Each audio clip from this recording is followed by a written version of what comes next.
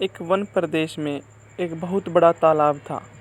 हर प्रकार के जीवों के लिए उसमें भोजन सामग्री होने के कारण वहाँ नाना प्रकार के जीव, पक्षी, मछलियाँ, कछुए और केकड़े निवास करते थे।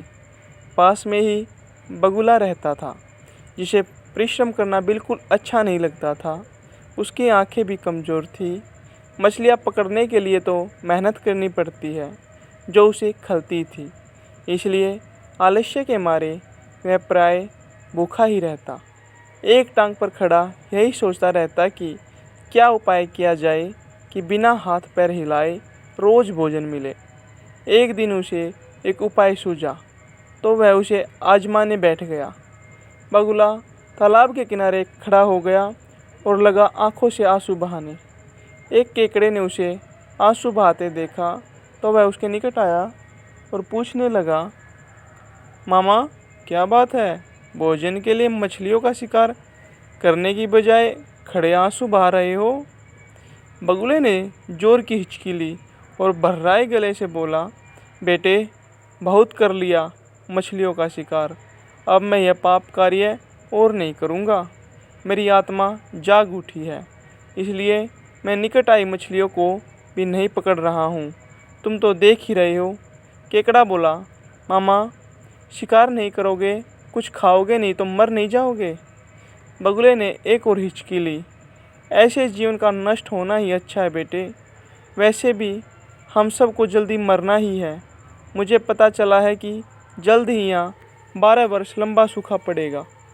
बगुले ने केकड़े को बताया कि यह बात उसे एक त्रिकालदर्शी महात्मा ने बताई है, जिसकी भविष्यवाणी कभी गलत नहीं होती। केकड़े ने जाकर सबको बताया कि कैसे बगुले ने बलिदान में भक्ति का मार्ग अपना लिया है और सूखा पड़ने वाला है। उस तालाब के सारे जीव, मछलियाँ, कछुए, केकड़े, बतख व सारस आदि दौड़े दौड़े बगुले के पास आए और बोले, भगत मामा अब तुम ही हमें बचने का कोई रास्ता बताओ, अपनी अक्ल लड़ाओ, तुम तो महाज्ञानी बन ही गए हो। बगुले ने कुछ सोचकर बताया कि वहाँ से कुछ कोस दूर एक जलाशय है, जिसमें पहाड़ी झरना बहकर गिरता है। वह कभी नहीं सूखता। यदि जलाशय के सब जीव वहाँ चले जाए तो बचाव हो सकता है।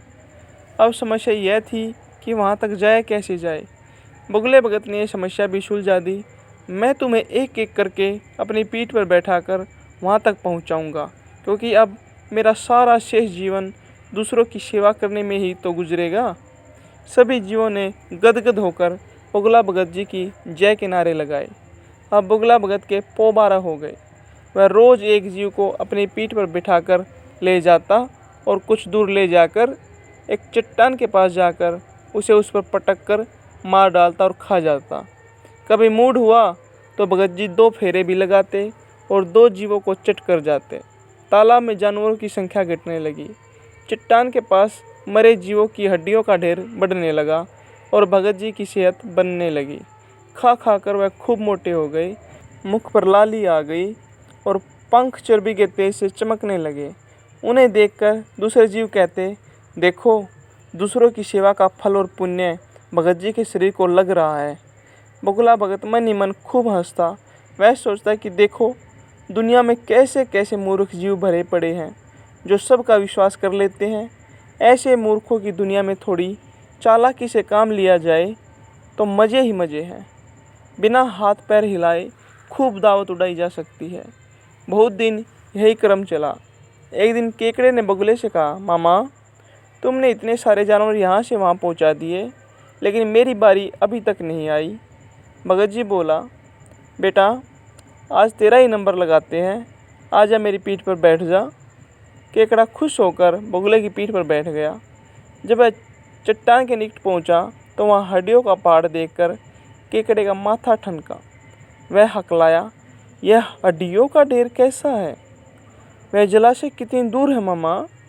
बगुला भगत ठां ठां करके खूब हंसा और बोला, मूर्ख वहाँ कोई जलाशय नहीं है। मैं एक एक को पीठ पर बैठाकर यहाँ लाकर खाता रहता हूँ। आज तू मरेगा। केकड़ा सारी बात समझ गया। वह शिहर उठा, परंतु उसने हिम्मत न हारी और तुरंत अपने पंजों को आगे बढ़ाकर उसे दुष्ट बगुले की गर्दन दबा दी और तब तक दबाए रखी जब तक उसके प्राण पुखेरु न उड़ गए।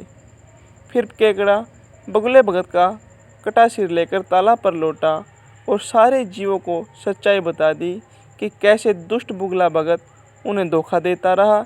किसी की भी बातों पर आंखें मूंद कर विश्वास नहीं करना चाहिए। मुसीबत में धीरज व बुद्धिमानी से कार्य करना चाहिए।